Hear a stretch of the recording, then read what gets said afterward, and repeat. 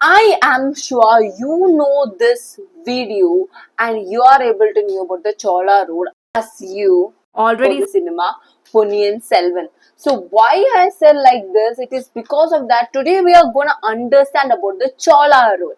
So about the understanding Chola Road, you would get a question at the end of this video. Is the history itself adapted to the present related to the local bodies, panchayat, district panchayat, block panchayat, and grama panchayat, and so as if the present things like these local bodies, like these type of definitions were also during that period too.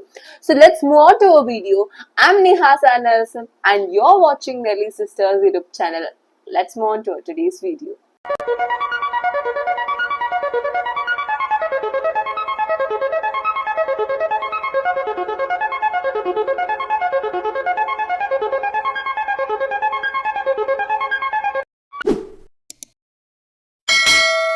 As I told you, it is very important to know about the administration of the Chola rule. It is related to that a council of ministers assisted the king to make decisions or to make the administration best. As we already knew, if a king is over there in a court, there are some court ministers to assist and advise him. As per like that, over here, if the Chola's kings, a council of ministers assisted him to give with an accurate decision, with an advice, with a good forward, better answer. For that, a path to the shown to the king for a better life of giving of the rule. So now we are going to the next case as to Marco Polo, who was visited to Kerala during the 13th century, opined or opinion that the Cholas had a very strong army, including the navy. As we already knew, if working with his disciples and having like ministers with people in that country border itself, there would be a strong army to protect the country or the within kingdom itself, the place within the kingdom, the palace. But now over here, there were navy force too during that period. Now going to the next thing, understanding about the Chola rule, we need to know that the kingdom was divided into three like mandalams, valanadus, and the nadus. Now, it's important that we are going to understand that the rulers built new many roads for the development of trade like things for the movement of trade and like that so for the transportation of the goods and the trade because of the road it became so beautifully thing.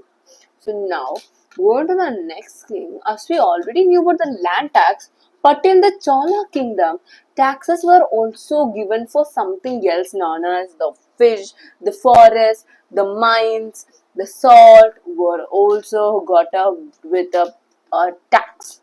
And now there is another tax too, known as the sale tax and the professional tax. So they were also collected from that type of professional tax. The people who works who should give them tax, and the people who selling like the trade should also give them tax to the kingdom.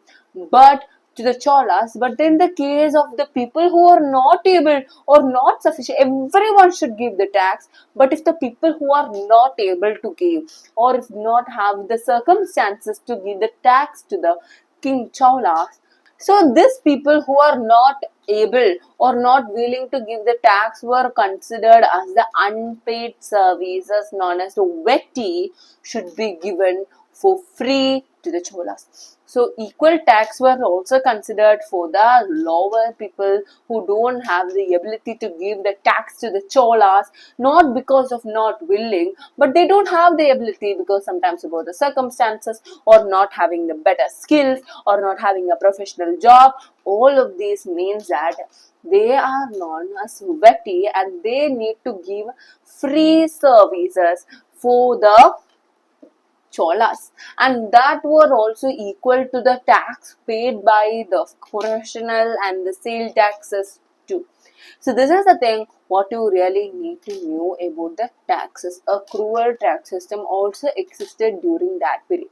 But now when I already said about the local body systems, you need to know that there were the Cholas were already. So understanding about that, I already said about the local governance.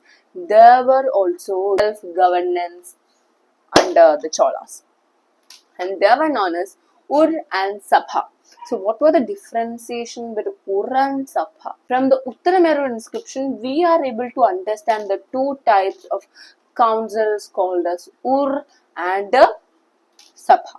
So, what are the common during that period itself they existed, and what they got up some with so many autonomous power. But what are the things that we need to understand? What are their differentiation?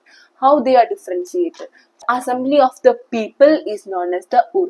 But now about the Sabha, the assembly of elders in the Brahmin village was known as the Sabha.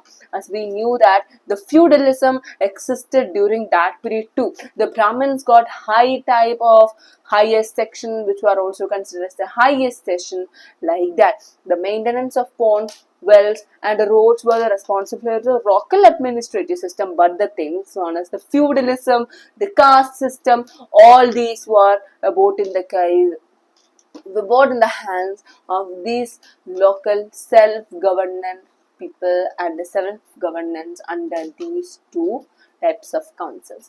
But so we need to know that all in those periods, a common thing related to that, the caste system got up. The feudalism means the lower stratum of the society were able to give the free services for the upper stratum of the society. This is known as feudalism, and this feudalism existed in every type of kingdom during that period. But in today's world, every section with love and care is moving on with this country having a constitution of equality, to right to gender, caste and religion as our fundamental rights. Everyone is with love. No need of hate or regret based on caste or religion. And we all are together. Let's see in the next video. Till then, bye bye, my dear friends.